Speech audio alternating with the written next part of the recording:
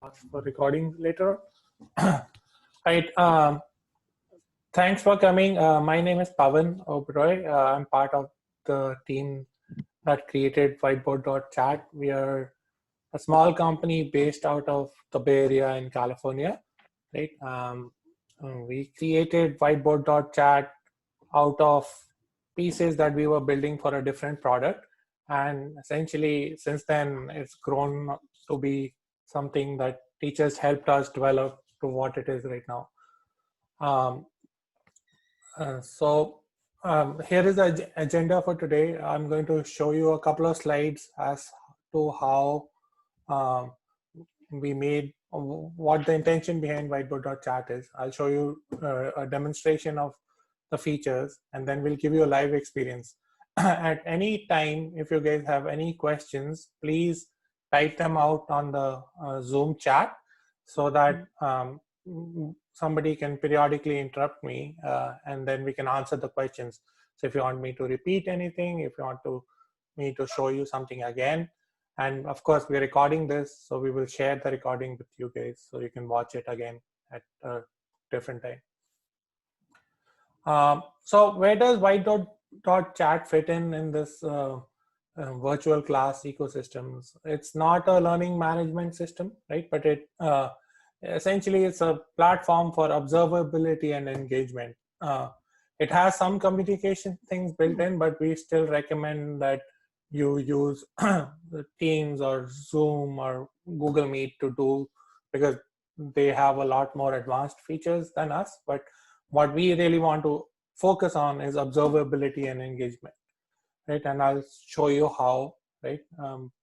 We plan to achieve it. But at an essence, what we want to do is give teachers the ability to observe each and every student in real time as to where they're struggling, where they're doing well, and craft the learning experience for them. Give teachers the ability to do that. It's almost as if like you guys know better than us, right? But when you're giving a lesson and then you're walking around the class looking over what kids are doing, but instead of walking around, you can actually observe all the students at the same time and see what they're doing, right? And teachers have told us that this has taken the student engagement completely to a different level. Like kids who were not engaging even when they were in class, the teachers just show them, look, I can see you live as to what you're doing all the time, right? And automatically the students get more engaged. And we have a few fun features built into Whiteboard too, which kids love, right? So we have gotten so much feedback from teachers all the way in kindergarten to universities even, that they love, their favorite part of the day is playing with Whiteboard, which is super encouraging for us, right? And all of this is thanks to teachers. We didn't expect to build this, right? We just listened to teachers, we heard what they were saying, and we just kept incorporating their feedback into the product. It's completely free to use. We do not intend to charge any money for it, right? So the intention is to, and is used worldwide. So essentially you see it's pretty much used all over the world, right? It's primarily majority of our teachers and students are in the US, but it's completely used all over the world, right? And it's growing like crazy. So we started advertising it probably around mid-August, early August to mid-August, and now it's gone up to about 15,000 users every day, right? And it's all thanks to teachers and students that this is happening, this growth, right? So thank you again for being here, spending time with us, and working with us to build out this platform. Again, like I said, it's completely based on feedbacks. It's completely inspired by teachers. So keep sending us your feedback. I know some of you, I'm pretty familiar with some of you guys. You have already done that in the past, but keep sending us your feedback to our email, or we have follow us on Facebook, Instagram, or Twitter. We have a new Facebook group as well, which is called Teachers Using Whiteboard.chat. And there the teachers interact with each other, they share their boards, a lot of good stuff happens there. So please subscribe to that group too if you haven't done so already, right? And there's, if you search for Whiteboard.chat on YouTube as well, We have a lot of videos. Teachers have created a lot of videos. There are coaches in different languages who have created a lot of videos. So there's a lot of content out there if you really want to see. And we'll post this on YouTube on our channel as well. All right, that said, I'm going to just start demonstrating the features. Right, so Whiteboard.chat is a browser-based platform. You do not need to install an app. You do not need to do anything. Just go to Whiteboard.chat and it'll take you to this page. Right, there are two modes Whiteboard works in. One is like a regular collaboration mode, just like a Zoom whiteboard or a Jamboard would do, where everybody is on a single board. They're collaborating with each other, but you can erase each other, you can draw over each other, right? But the second mode, which is more interesting, is a one-to-many board, which we are going to talk about, right? So there is a there's a teacher board, and each student gets their own board. I'll show you that board. That's what is more interesting. So it's very simple. You start by clicking Start Drawing. It'll directly take you into the whiteboard. There's a set of tools which I'll explain to you on the left-hand side here.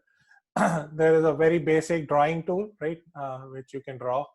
You can control the size of the brush by using this slider here. So you can make it smaller. And this is kids' favorite feature. You can change the color of the brush, right? And the whole thing changes colors, right? So they can start using different colors. They spend a lot of time. The color has to be exactly right, right? You can make this, instead of a solid line, you can make it a dashed line if you wanted to. You can turn this into a highlighter by using this opacity slider, and you can highlight certain sections, right? So these are like the basic tools, if you will, here. There are certain more tools that you can actually type. So if you want to type something on the screen, like a small text, you can just say hello, and it'll type on the screen right there, right? Wherever you want to type, it'll just start typing there, right? There is, of course, an eraser built in, so you can erase the objects that you're drawn. There's a slew of other tools, like there's a line tool that you can use to draw lines, right? There's a circle tool, a rectangle tool, right? A post-it note that you can draw on, right, or write on, if you will, right? There is a rich text. So some of the older students love this, where they want to write a long paragraph or an essay, right? This has a built-in formatter, just like you would from a Microsoft Word, etc. And you can just write long sentences or long text in this as well, right? There's a infinite cloner that a teacher asked for, so where you can take any object and clone it as many times as you want, right? But you can keep cloning the infinite cloner. There's a way to add external links. So for example, if you have an audio lesson or a video lesson that you want to create, so you can actually just use the link button here and just say this is Google, and say HTTP, the link to wherever you want the link to go to, and that button appears on the board, right? And the kids can just click the button and it'll take them in a separate tab to that website, right? There's a dice, which younger kids like. There's a built-in dice as well, so you can actually play with them, right? Ask them to add up numbers and so forth on the dice. Right? There's a request pending that we got again from the last webinar to just have one dice instead of two. We'll add that too, right? So these are all the basic tools. So what typically now there's a couple of just quick questions since you're on the tools. Someone asked if you can enlarge objects. Yeah, of course. So all right. So I will show you some more tools then. So there are different modes. This is my favorite new mode, which is called the Move and Resize tool. So if you select that, what happens is that now if I go over an object, it will give me the options to move or enlarge different objects, right? It's just like a regular moving tool, if you will. So let me show you on a different set of objects. These are our palettes, which I will talk about as well. So I placed a letter here. I selected the Move and Resize tool. If I just highlight that. If I drag the corners, for example, of the thing that I want, it will enlarge it and make it smaller. And if you just want to move it around, you can just drag and move it around wherever you want to. Right? This is like basic object movements on the screen. The similar question on rotate as well, Paul. Okay, thanks. So the another tool that we have is this select tool, which is quite interesting. You can either use that tool or double click any object, and it'll give you a lot more options, right? It will give you an option to even animate stuff, which kids love again, right? So you can animate any of the objects. You can actually make that rotate, right? For example, this will keep rotating forever. You can make it move even, so it can fly around the screen. So we have some Halloween stickers as well. So kids love that. So there's like a broom that you can put in here, right? You can animate it so it'll fly around this thing, right? You can do rotations for any of the objects. So let's say I want to rotate this, the same double click will take you there. You can delete it, the whole object. You can move it. You can resize it. You can rotate it, for example. So I want to rotate it in a certain way, right? I can clone objects as well from here, right? And there are some other options. Of course, you can lock it. So you can, if you lock an object, it prevents you from accidentally deleting it, right? So even if you reuse the eraser, it's going to delete everything else but the object that you have locked, right? You can also set an object to be the background. So if you're loading a PDF, which I'll show you in a bit, or I'll show you these two options in a bit too. These are quite interesting. Right? There was one more question about just the rich text again. Paul, can you just demo the rich text again? Sure. So I'll just clear this board. There's a button to clear everything, right? It will just take away all the objects. Of course, the one that I locked doesn't go away. I can explicitly delete it. But if you go back to the rich text editor, so I select this and select rich text, right? And I can place the rich text box hello anywhere, right? You can make text bolder, you can make it a heading, right? You can even put emojis in there. Actually, you can put emojis in the regular text box as well, and then just close it, right? And once you close it, it goes back to the canvas and sticks there. But you can always go back, double click it, or use the select tool, and you can edit it, right? If you want to continue writing, you can continue writing here and then close it. So it becomes like a text editor built into the whiteboard as well, right? So now let's say I want to start preparing my lesson, right? The easiest way to do it is to upload a PDF. So I can just click this upload file button, and you can say I want to go to upload a PDF that has 3 pages. So you just select the file that you have, and it will create multiple pages on the whiteboard. So you see this is page number 1, right? So I can say this is my page number 1, right? There's the second page, there's a pagination button on the right, on the bottom left. You can go to page number 2 and then page number 3, right? Now I've prepared my lesson, I've done everything I wanted to, and I want to invite students, right? What you do is that you click this button on the top right, which says invite, and you copy this invite link. So you have 2 ways to invite the students, 3 actually, but they can either use this code to enter the whiteboard directly, or you can copy this URL. So this is what most teachers do. You press this button and you'll copy the URL to your clipboard. And then you can use that, you can put it in your LMS, you can put it on the Google Classroom, or you can put it on Canvas or whatever else you use for students to click and join this board or this classroom. And as soon as they click that link, it will magically create an individual board for them, which I will show you. So what I'll do is that I'll open a separate browser on the site, so you see the student experience as well. Right? I'll use Firefox for that. So I'm going to open a Firefox window on the right hand side. So you see that Firefox is the student. So I just take the URL from here, I'll paste it here. I'll also send it to my colleagues so you can actually see more students. I'm going to just paste it on Slack, right? So they can join as well. And when the student joins for the first time, they're asked for a name. This doesn't need to be their actual name. This can be an identifier so that the teacher knows who this person is. Right? I'll call this thing Firefox, for example. Right? And this is the name that is given to the student. And as soon as they join, you can see that they get a copy of this board of their own, right? And whatever they do on their board doesn't show up on the teacher's board, right? It just stays there on the student board directly. And as a teacher, I can go to this grid view where I can see the whole class at the same time. So I can see, hey, what is Firefox doing, right? Firefox is doing their work in real time, right? And I can join that board as well. So if the student has a problem, you can join that board and then help them on a one-on-one basis. Now the teacher, you see, is actually on the Firefox board, right?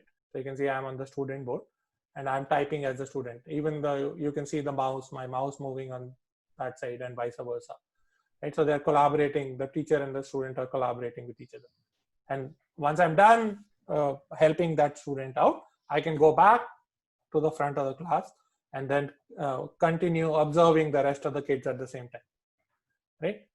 We recently added ability to change the grid so you can watch them in a different format if you want. For example, if you want a 2x2 grid, you can, this becomes a little bit bigger, easier to read, but you can see all the students are doing their work. If the students go to different pages, for example, if Firefox has finished their work on page number 2, they move to page number 2, their grid automatically moves to page number 2, right? It's almost as if there is a camera which is mounted on top of their shoulder and you're watching what the student is doing all the time. If they're flipping to the next page, if they're going to the first page, whatever work they're doing, you can watch that in real time, right? And help them where they're struggling, or give them stickers if they're doing a good job, reward stickers and so forth in real time. And this is the crux of essentially what the main thing that Whiteboard.chat can do. It's all real time. You don't need to push and pull images. It's all real time. We're just transferring small amount of data, which are these objects between the student and the teacher, right? And I can also join this. So if I go back, if you have another device where you want to write on, right? Some of the math teachers love this, right? So if you have an iPad, for example, right, you can just scan this QR code right into your iPad, right? So I have an iPad with me. If I can find the camera,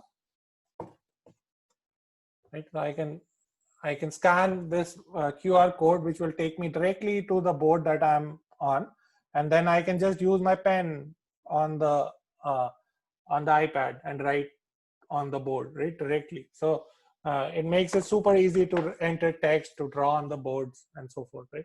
You can use it with a XP tablet as well, which some of the math teachers have. So it works really well. And then the students all get a copy of whatever is being done. Pawan, if I could interrupt, just a few more questions have come up. One is, can teachers have a co-teacher along with them? Yes. So it's super easy to add co-teacher. So for example, most of our admin type tools are here on the top right. You see the students don't have as many, right? So you can click this avatars here and you can say, hey, I want to make Firefox a co-teacher, right? So you can just click this button saying Firefox is a co-teacher now. So you can see now they have the ability, the same tools that were available to the teacher on this browser as well. So they have the ability to go to the grid view where they can see all the other students. If a student asks for help, so it's really easy for a student to ask for help. They can click this paw and essentially it'll show up here saying, hey, this student is asking for help. They're raising their hand, right? And the co-teacher or the teacher can go to that board and help them on a one-on-one basis. There's also a chat option, which I will show you. But essentially now this co-teacher is working with the student on their board, right? And then there's also this, there's also related to co-teacher, there's also a question about how do they do it over Zoom or Google Meet. Do you want to just comment on that? So right now we are sharing the whiteboards on Zoom with you guys, right? So this is how typically most teachers do.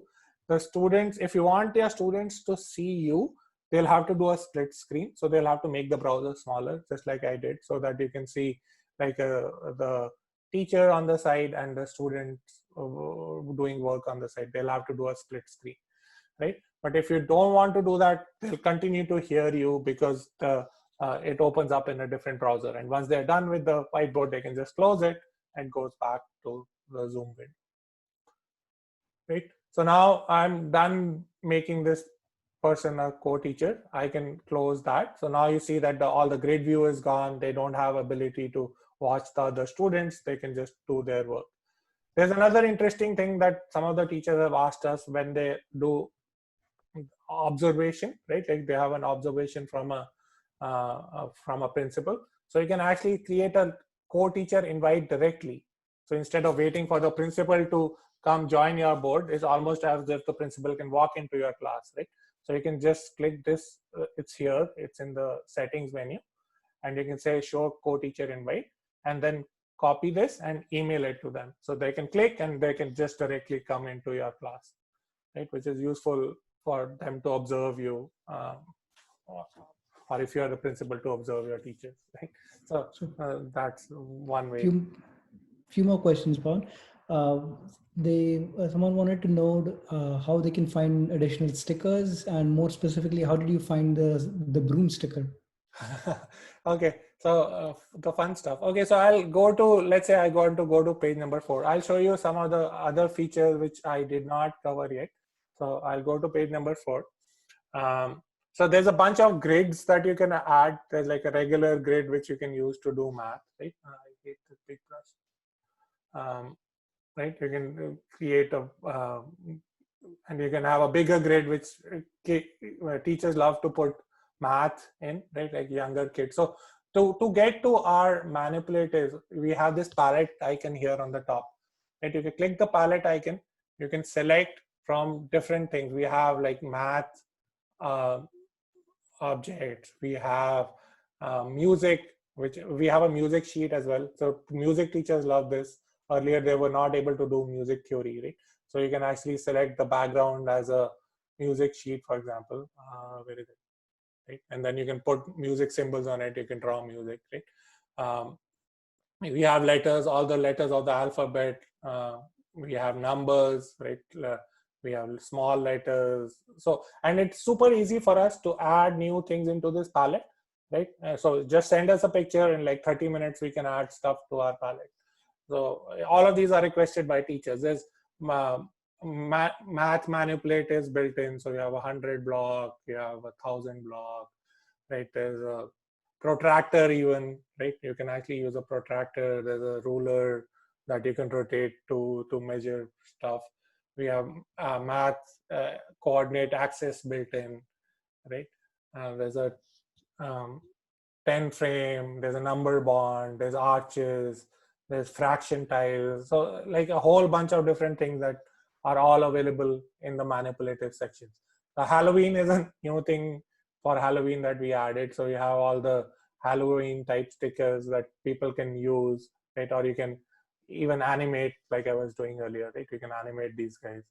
You can move the spider around. There was one teacher invited me to her class, and there was somebody had set up a crow versus bat fight using that on their board, which was quite fun to watch. Right? There is, what else do we have? There is a reward stickers, so you can actually have medals for good work, right? There is game stuff, right? Like you can actually play chess, right? You have pawns, you have rooks, you can play chess on there.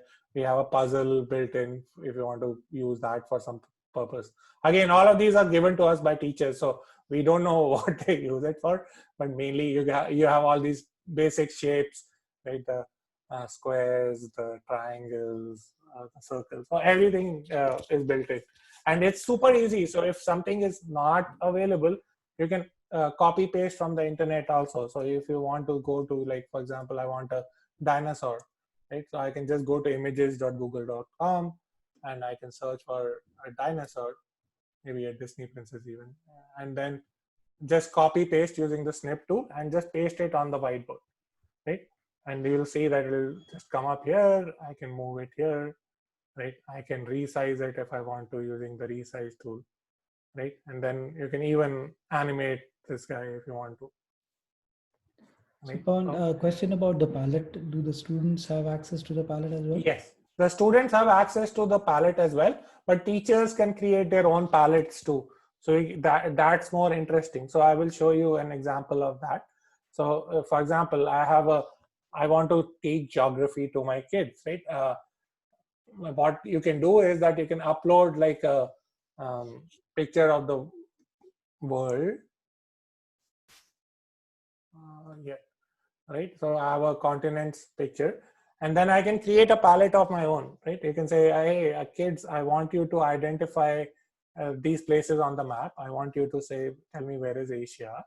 I want you to tell me where is Africa, right? So I just use two continents, and I want to I learned this from Sid just now, so this is interesting. So you can also mark where are the oceans, right? And I can make these. Now remember that students do not, so if the student goes to page number 6 where this teacher is, right, the students do not have the ability to do anything to the teacher's objects, right? They cannot delete them, they cannot move them, they cannot do anything to the teacher's object. But the teacher can say, hey, I want the kids to have the ability to move this object by double clicking. I want this ability to move this object, and the oceans, I want them to have the ability to do an infinite cloner, so they can clone this object, right? And then on the student side, you just use the easiest way is to use the move tool, and then just you pick up the object and you can just move it to where you want it to be, right? You can, and then for the oceans, because I set it to clone, it will just keep making copies, right? And teachers do this with 100 frames. I'll show you some of the teacher made boards as well after some time, but they do it with 100 blocks, with 10 blocks, whatever else, and the students can keep using from the palette that the teacher has created instead of directly using it from here as well. That's another option. So Pawan, a few questions about just the locking tool. So when you lock an object, does that only lock specific modifications? Does it only prevent deletion, or does it prevent moving and things as well? So again, none of the objects, so right now the locking tool just prevents deletion, but remember the students cannot move or delete any of the teacher's objects, right? So, but we are actively adding the, I think yesterday or day before, people were requesting it on Facebook as well, where they don't want even the teacher to have the ability to accidentally move or delete their object. So we'll update it such that once you lock it, it just stays in place and it won't move ever, right? Even unless you unlock it. Right. There's a lasso tool as well. So if you build like a complex objects, right? Like if you have 3 or 4 different objects and you want to group them together, you use the lasso.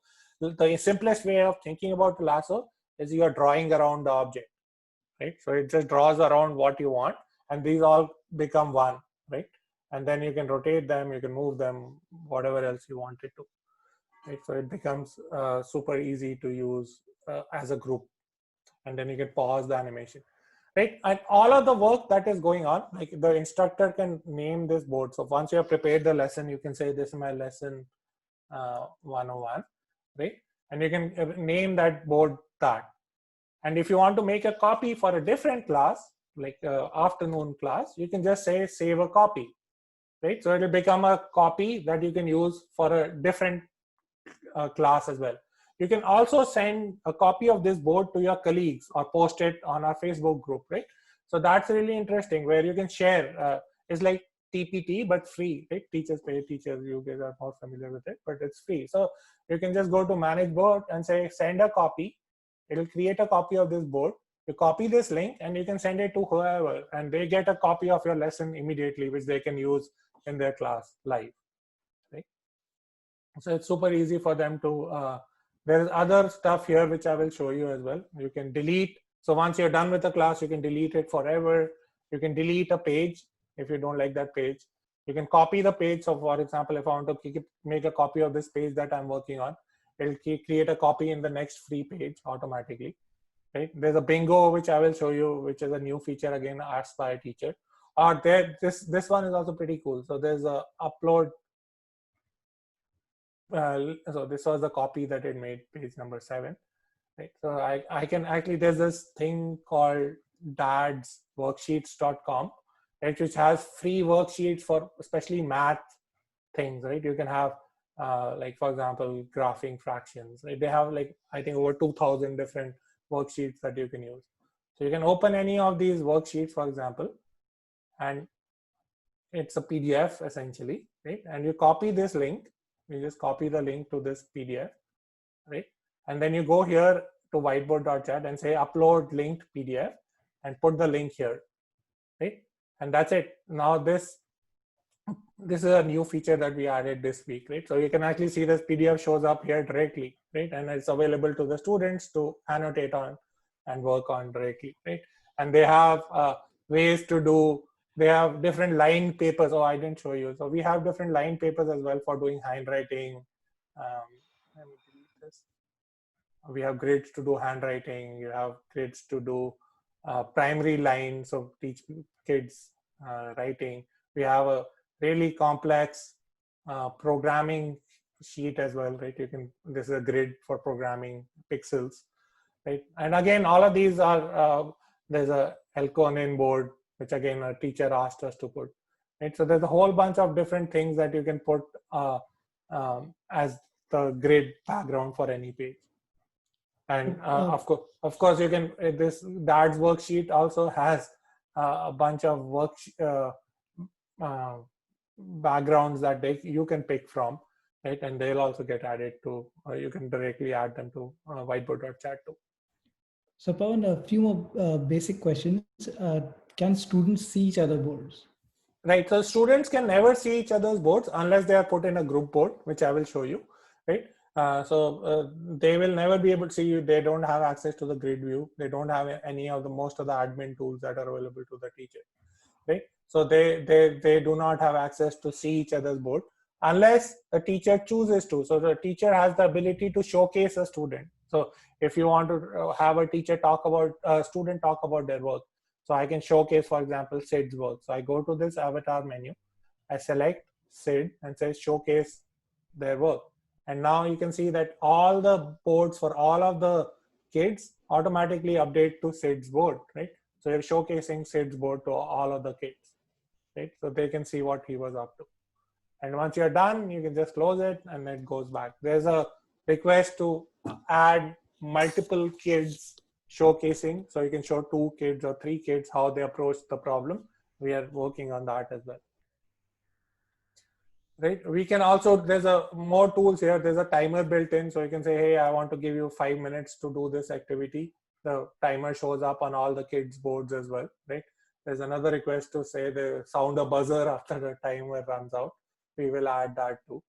There's an ability to lock the class. So for example, we were told that what was happening is the teacher was teaching or demonstrating something on page 1, but when she went to the grid view, she saw the kids were drawing on page 2. So they said, lock the board while the teacher can draw or they can demonstrate, but the students cannot do anything. This is also useful while you're doing an asynchronous test. For example, if you have a time test and after the time finishes, you can lock the board so the students cannot edit, but you can upload the answer key there and they can check against the answer keys directly, right, on asynchronously. Now, remember that students can access their boards anytime, right? They can just click the link, it will automatically take them to their board, right? So even if the teacher is not connected, they can use it for homework, for asynchronous work, for whatever else you want to, unless it is locked by the teacher. If the teacher locks it, then they cannot write on it. And the teacher has the ability, so there's this, all of this work is automatically saved. So if you go to the manage board section, you can actually see all of the work that was happening for all of the students that was happening at the same time, right? So by default, it comes up as unsaved, but you can actually give it a name and it'll have all the kids boards under it. So this is a class board, for example, and all the kids boards under it with all their names. If you know who the students were, you can go to directly to a student board as well from here. I will rename this so it becomes a little more obvious, and then we can watch it if you want. And would you be able to show the grouping of students as well? Yes, so I can show you how you can create groups so that kids can collaborate. So you can again go to this avatar menu. You can say create group board, right? So I can select all my students. In this case, I only have 3, Sid, Praveen, and Firefox, right? And move them to the right to be the chosen ones. Give this group a name, call it group blue, right? And just hit create group, right? And then now you see, now this thing has updated to be the group board instead. Sorry, I don't know why I keep hitting new tab. Okay, so you can see that this guy is updated to be the group blue. You can see all the kids mouse the drawings, right? They are drawing things. Praveen is not drawing, but the other two are drawing stuff, right? Um, and here also, if you want to erase stuff, right, you can only erase your objects even on the group board. You cannot erase other kids' stuff even on the group board, right? So it basically, even if you want to, you cannot delete what the other kids are doing. Only they can delete their own stuff. And even if I clear this board, for example, it will just clear the objects that I own, none of the other kids' objects from that board. And you can never delete the teacher's stuff anyways, right? And once you are done with the group activity, you can showcase the group board, right? Or you can actually, if you remove the group board, it doesn't delete it. Everything is auto save. It'll move the kids back to their individual boards as well, right? So it automatically moves them back to their individual boards too. There's a few questions about downloading all the work for grading. Right, so there are two ways. One is that, like I was saying, that all of the work that I'm doing is automatically saved. Some of the teachers actually use the live boards for grading as well, right? They can actually go back and look at each other. They can lock the board so the kids don't have access to it, and they can go one by one to each student and grade them in line. Or you can download this whole class. There's this download button here. You can download just this board, the one that I'm working on, all the whole class as PDF. So it'll just download the whole thing as PDF, which you can use. You can print it out. You can do whatever else you want to. And then you can use it for grading. You can upload it to Canvas, to the Google Classroom. The kids can do that as well. The kids have the ability to download their boards and save it on their computer or their Google Drive or wherever else they need to. Can you show again how to access the grouping in that avatar menu? Sure. So, okay. So you click the avatar menu again, and you can say create. As well. Sorry. Group chat also somebody wanted to know. Okay, yeah. So I can do the chat too. So this is let's do it both at the same time. I'll go back to my book, right? So I can say create. So there's a chat function also built in, which I will show you. It's a one-to-many chat function. You can say this is a chat. So if whatever the teacher says goes to all the kids, but whatever the kids say, it only goes back to the teacher, right? So you can see Praveen is typing hi teacher. It doesn't go to this kid, right? So none of this stuff goes back to the students unless they're in a group board setting. So now we will create the group board setting. So I can click this, right? I can say create group board, right? Again, select the students you want to be part of the group board, move them over to the right, right? Call this green now, right? Now you can see that all of the kids will be transferred over to the group green board, right? Now they are on the green board, right? And then they can collaborate with each other, right? But they can also chat with each other. Now they're chatting with each other, right? So you can see on this side, this is the student view. You can see they're chatting with each other, but we can see what they're chatting with. But the teacher can also get a copy. Wherever the teacher is, they'll also keep getting a copy of the chat, right? They don't have to be part of the group board. So that's one more thing. Right, you have the ability to lock the class, which I showed you. Okay, so let's delete this group board. Right, now everybody back to there. There's another feature that teachers asked us for following the teacher. Right, so if you're making sure that teacher is teaching you something on page number 1, everybody is on page number 1. If the teacher goes to page number 2, all the kids automatically update their browsers to go to page number 2, and so forth. Right, you can keep changing pages, and the students follow whatever the teacher is doing, and you can turn that off so that students can work on their own pace as well. There's a few polling things that we added recently as well. So you can actually create a poll. So you can send a poll asking questions to your students, right? You can say what is your favorite color? Is it blue or green? Right? It has to be formatted in this fashion where there's a question mark separating the question and the answers, because you'll see that when I send this poll, it pops up as buttons on the kids' boards. Right? And they can just select between the answers, which are set here, and then you can see all the answers coming back on this side where it will say, hey, what did these guys say, and what was their answer, right? So it's super easy to create the polls as well from here.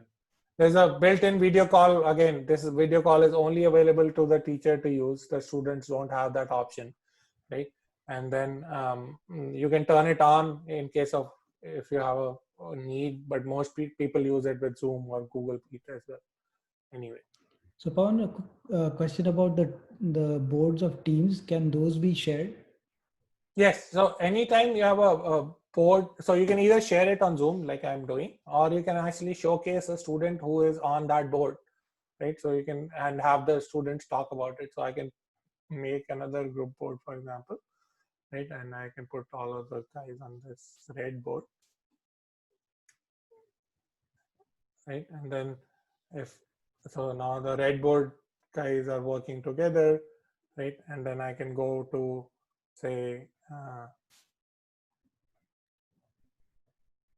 I can showcase this guy, for example. Now you see that red board is being showcased to all of the students. In my case, all of the students are already on red board, but if they were not, they would be taken to the red board and they can see what the students are doing.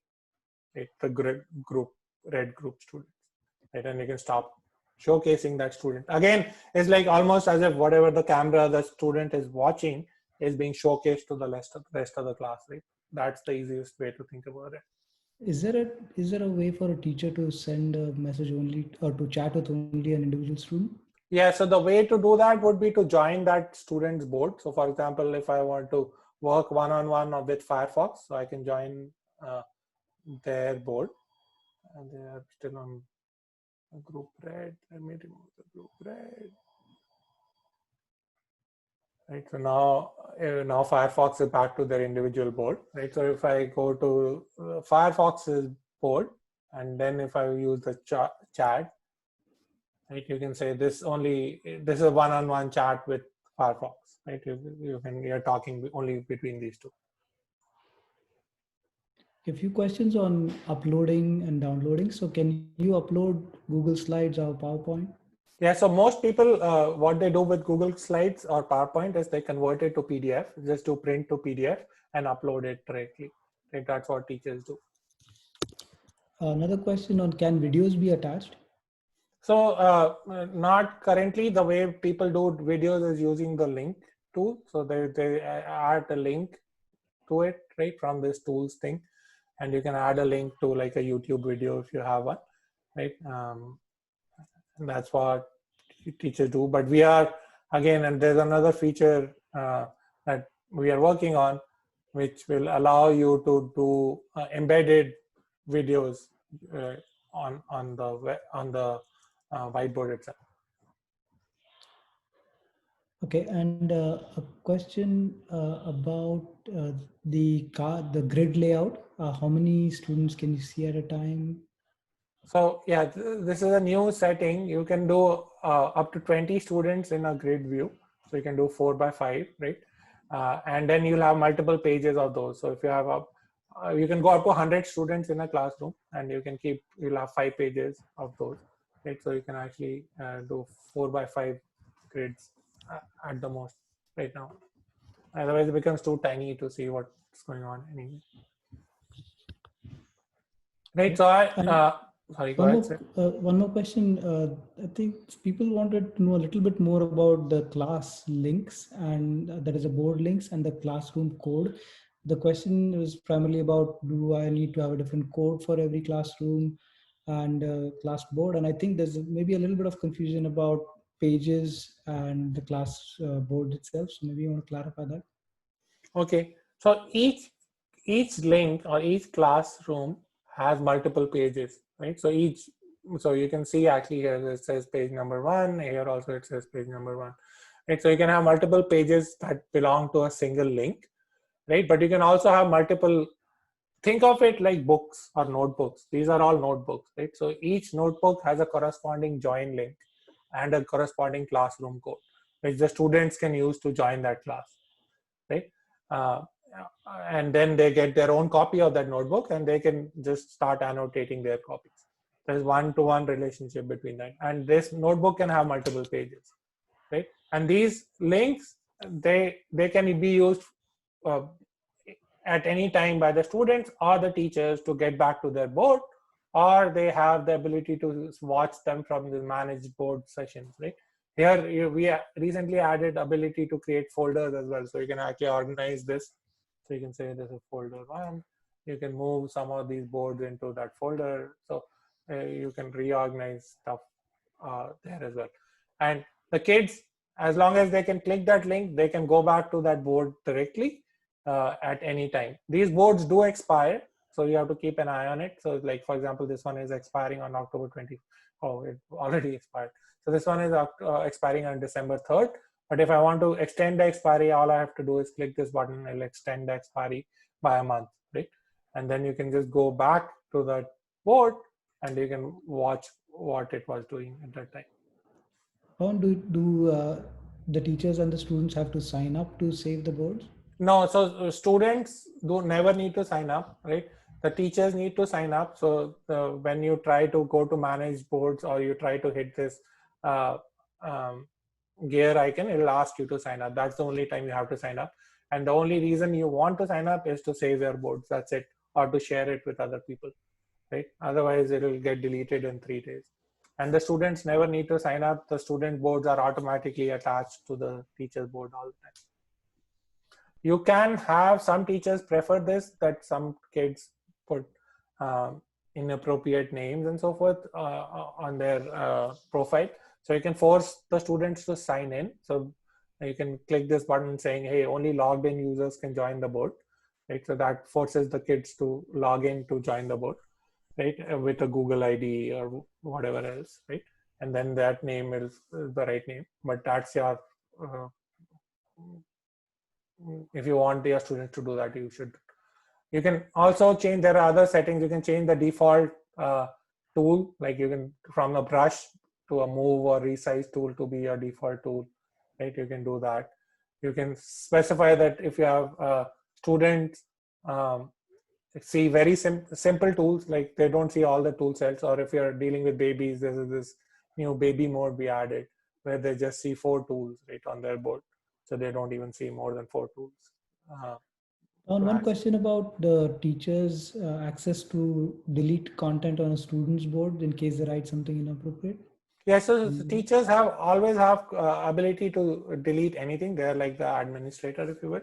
But the students can't see each other's boards anyways. But the teacher can go to any board, group board or a student board, and delete objects from there.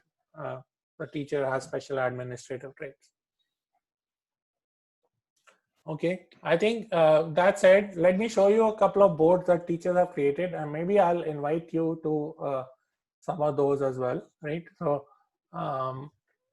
these are all, I've asked the teachers' permissions.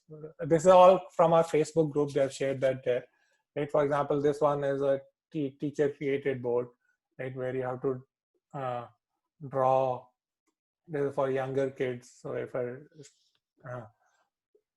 student joins, they can draw tally marks for how many fall items they see, right? This is for very young kids, right? They can see, yeah, I only see 1 squirrel. And then you can go to the next page. This is super interesting. You can say, hey, drag and drop the base 10 block to show the numbers. So again, these are coming from our palette, right? And then the students, all they need to do is that you just need to put in the blocks here to show the numbers, right? And this is another interesting one, right? So there are multiple pages, multiple activities that teacher has created, right? So, and say, hey, what is greater than, what is less than, right? This is another one. I think somebody was asking about bingo. So the bingo board, where is the bingo board? Maybe this one. Again, these are all copied. If you join our Facebook group, you can see that teachers have shared. Oops, this one is not valid anymore. never mind. Okay, there's another one that this is another one where you can do fractions to decimal sort, right? So you can actually, she has created the ability to move the fraction tiles around, right? Again, these are all images you can cut and paste, right? And you can move them, whether they're terminating decimals or non-terminating decimals, you can write on it as well, right? There's a few more. Sorry, a few more questions coming in. I think you're getting a lot more questions now. Do the students need to have a link to access their old boards? Is there any other way for them to access it? If they sign up, they will have access to their boards already, right? But if they do not sign up, then they will not. That's the only way they can have access to the boards. And when you lock a board, does it lock the board for everyone? Maybe you want to demo that again? Yeah, so if you lock a board, it does lock it for everybody, right? So nobody has access to that board anymore, right? So if I were to go back, right, so this is my instructor, change my default to. So this is my instructor board. I invite the student to this board, right? This is my student.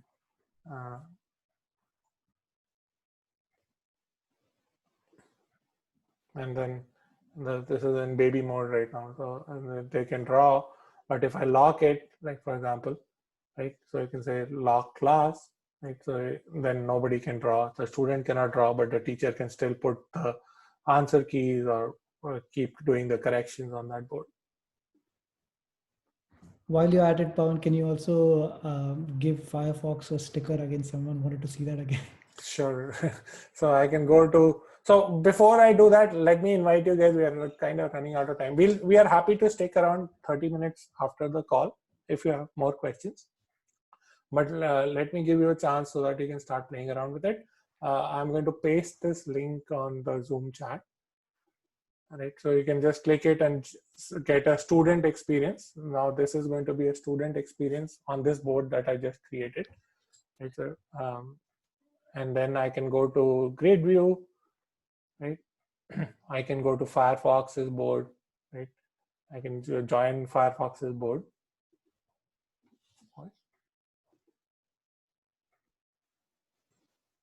Okay, and then on this Firefox's board, I can go to the palette, right? I can select the reward option, and then you can give them a trophy. Good job. Right? Okay, a few more questions about how many students can join a whiteboard. So a given board can be joined by 100 students, right? We support up to 100 students. We haven't tested more than that, but I think if there's a need, we can make it higher, but we haven't heard anybody asking for more. Is there an ability to take a quick screenshot of a student's board? Not in the tool, but you can always use your snip tool, right? Like to do that, and we'll take a screenshot of your board. Okay. How many people can join a video call?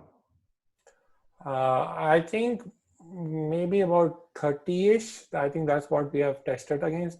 Again, we do not recommend people using the video call from our whiteboard. It's just as an emergency if you cannot get to your regular video thing. But yeah, try and avoid it if you can. Could you please also show the plus and minus and equal to signs in the palette? Yeah, so again, you should have access to it too. If you click the palette and then you go to math, right? You can actually go scroll down, right? You can see plus, I don't know, there's minus, right? There's no minus. You need a minus. Okay, we can add a minus. Okay, and can students create a board as well? Yeah, students have the, anybody can go to Whiteboard.chat and click start drawing, right? They have the ability to create a teacher board or a student board or even a collaboration board on their own. Okay, there's a question about typing in algebraic equations. Yeah, so a lot of math teachers have asked us that. So we are actually looking at this tool called Math Jacks, which does you can use the keyboard to type in math equations. So we will probably have it in a couple of weeks. We don't have it at this point. There was a question about typing in different languages. So yeah, so if you change your language, your default language of your tool, maybe Sid, you can demonstrate it on this board that I shared, right? You can change your keyboard's language to another language, and you can directly type Spanish, Arabic, Hebrew. A lot of teachers use that functionality. If you want to use Google Translate, you can do that too through Google Translate, right? And then you can translate from one language to another one, right? And cut and paste it too. So there are both ways you can do it, but yeah. Okay, there's one question a little bit about you're referring to Firefox frequently. Is that a preferred browser? No. We do most of our testing with Chrome, right? So Chrome or Edge is our preferred browser, if you will. It works with Safari as well. Firefox, because I wanted to demonstrate a student on the other side, so that's why I wanted to use a different browser. You can also do incognito mode in Chrome to get a student experience, because if you open two tabs, it will both be on the teacher's account. You won't be able to see the student being different from the teacher.